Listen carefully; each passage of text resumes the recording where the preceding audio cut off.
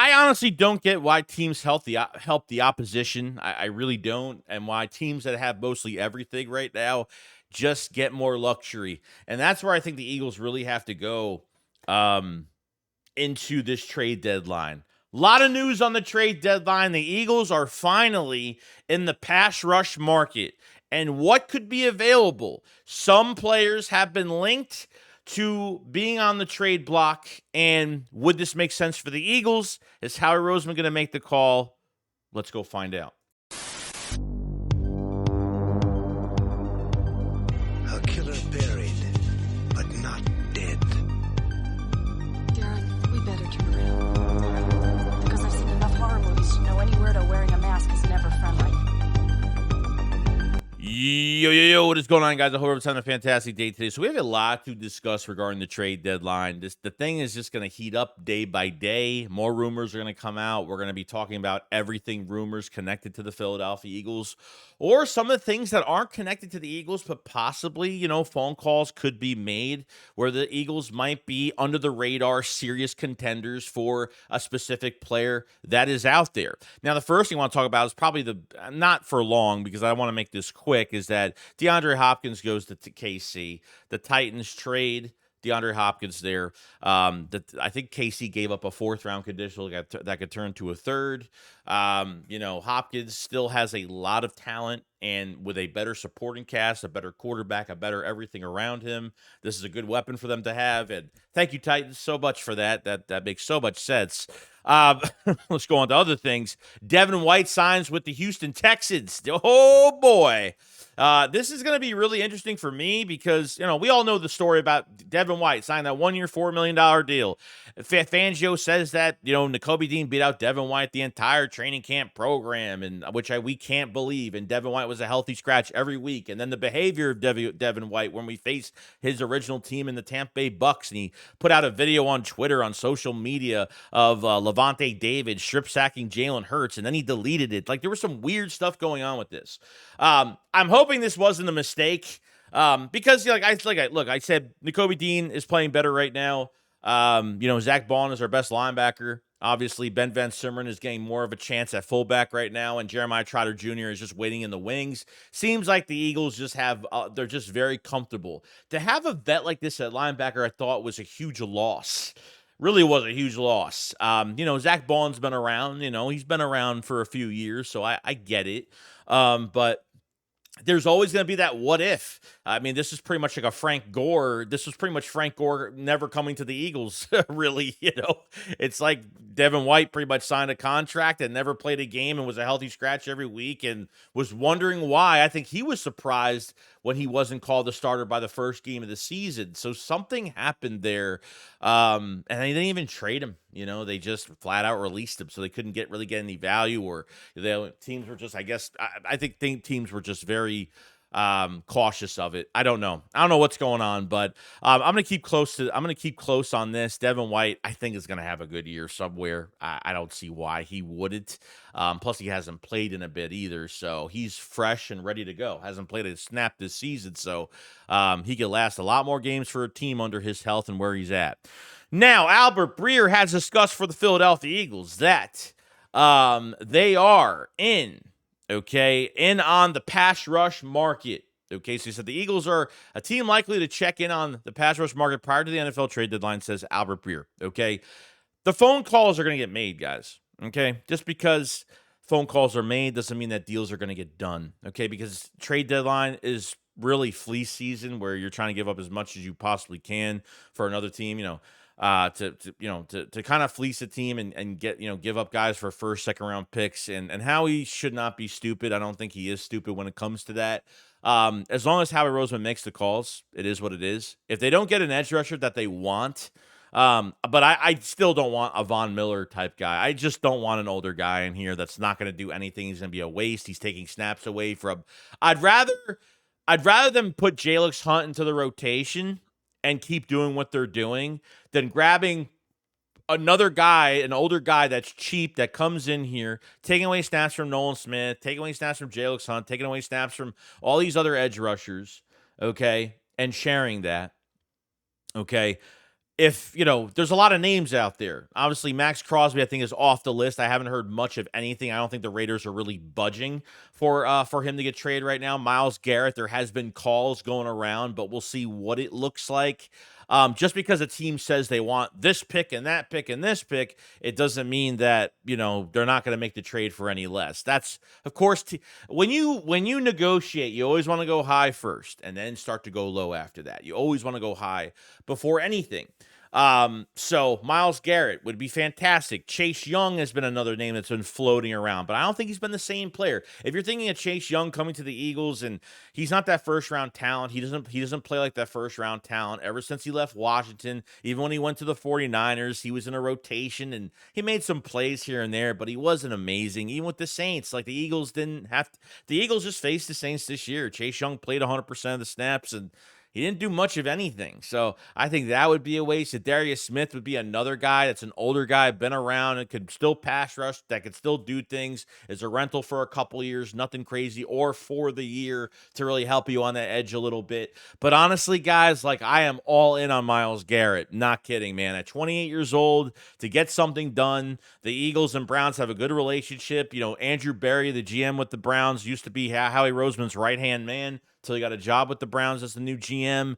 They just had a practice last year. They had, so I mean, I think something could work out here. We'll see what happens and how it goes, but I think it's going to come down. I think it's really going to come down to Myles Garrett. I think it's Myles Garrett or nothing's going to happen, really. Unless there's another position they're going after. Maybe they go after another DT. I have no idea. But it's going to get really interesting. The calls might be made, guys, but don't be mad if he doesn't get anything done, because I don't want to give up too much. They've already given up a third and a third and then some for Jahan Dotson. I don't want them giving up a first round pick for a player that's only going to be here for a year. It makes no sense. He's not if he's giving up a first round pick for a player, he's going to be here for a few years. And if Myles Garrett's going to be here for a few years, you could double down on edge rusher in the draft, and you could do so much more and add more competition to that defensive line going forward. So be interesting to see what happens here. So I think that's pretty good. Another name that's popped up on the list as well is Harold Landry. I think he only has like a few sacks for the season. What does he have? Like 4 sacks for the season. Harold Landry. Unfortunately, his cap number is really big. Apparently, there's a bunch of teams that are connected to him right now. Maybe the Eagles do make a phone call to the Tennessee Titans, but at this point, his cap number for 24 is $23 million. Now, from 24 to 26, his cap number is going to go up $2.75 million per year. So technically, from now until 26, he can get close to a $30 million cap hit by his last year, and hopefully by that time, you'll re-sign him. Okay, that's what you're really hoping for, or you extend him or something like that. So there's got to be a loophole within this contract, because he's got a big cap number for this year. Very good player. Now, he did sign a 5-year deal with Tennessee on March 11, 2022, $87.5 million, $35 million guaranteed. Which is signing his base salary there. So it's a lot of money to handle, and I don't know. The Eagles are already paying Bryce Huff right now, and I don't know what's going on. But Harold Landry apparently is on the trade block. I don't know how true this is. Not really sure. People just like to throw names out there, get these fans excited, and not really believe much of anything. It says the Lions, Falcons, 49ers, Commanders have interest, apparently. You know what I mean? Yeah, not really sure. Let me know what you guys think about Harold Landry. He's a beast player. He's fantastic. But we'll see what happens in the future. Saquon Barkley, NFC Offensive Player of the Week, his second time this season. Fantastic, man. The philosophy needs to change with this team. I'm telling you. I know you don't want to run Saquon Barkley into the ground. Getting 170-something yards against your former team, especially the Giants that led the league in sacks, probably one of the best pass rushes in the league, okay? Saquon Barkley getting 170-something yards at 17 carries. Most players in the league, it takes them like 23 to 28 carries just to get 170-something yards. This guy did it in 17 carries, which is absolutely amazing. Talked about this over and over again. What this run game does with the Philadelphia Eagles, put your quarterback into a really good rhythm, balance out the pass after that. I don't think this is a pass-first team anymore. Nick Sirianni was on WIP radio yesterday and talked about, so he was asked a question, are you a run team now? He said, yeah, for that game we were. Ha, ha, ha. It's like, well, it should be every game, not just one game. Okay, this guy should have 140 yards automatic every single week. He's at what, 670, 680 yards for the season? He probably should already been over 900 yards so far this year. Okay? This is a talent. This is a generational talent you have. I don't think of him as just a good running back. I think he's wasted so many years with that in shamble team, the New York Football Giants, and just miss after miss on free agents, on draft picks, can't build their offensive line. They'd rather pay a quarterback than pretty much their most popular player on their fucking roster. Okay? It's just insane. Hopefully things change with the Eagles and the run game and change, like I said, changing that philosophy a little bit because I feel like they're missing out on so many big positive plays when Saquon Barkley is not getting enough opportunity. And he is. He's getting his opportunities, but it's just game by game that things do change. And like I said, you're not going to have a successful run game every single game.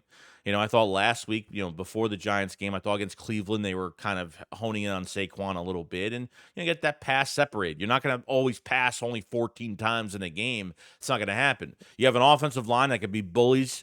You absolutely did this, okay, with Fred Johnson at left tackle, no Jordan Mailata, and you did this with pretty much Mekhi Becton going out with a concussion, Tyler Steen going in there. So, this run game is the bread and butter, man. Saquon Barkley should be the biggest threat to this offense for defenses. And it might sound stupid, but that's why Saquon is in a good place now, because he's not the only one you have to worry about. You got your first option, your second option, and both your number one wide receivers. Dallas Goedert could be your third when he comes back, okay? Jalen Hurts is like the fourth option because he can extend plays on his own and get yards. And Barkley's really the fifth option, in my opinion, to be honest. And there's just so much to really guard. Get these running backs in the receiving game. Do something. There's just so much more they could do. But other than that, guys, that's going to be it for the video today. Let me know what you guys think about Harold Landry. Who do you guys think the Eagles are going to get in this pass rush market? It seems pretty official. It seems that we're reading what Howie is doing and should be doing. It shouldn't be wide receiver.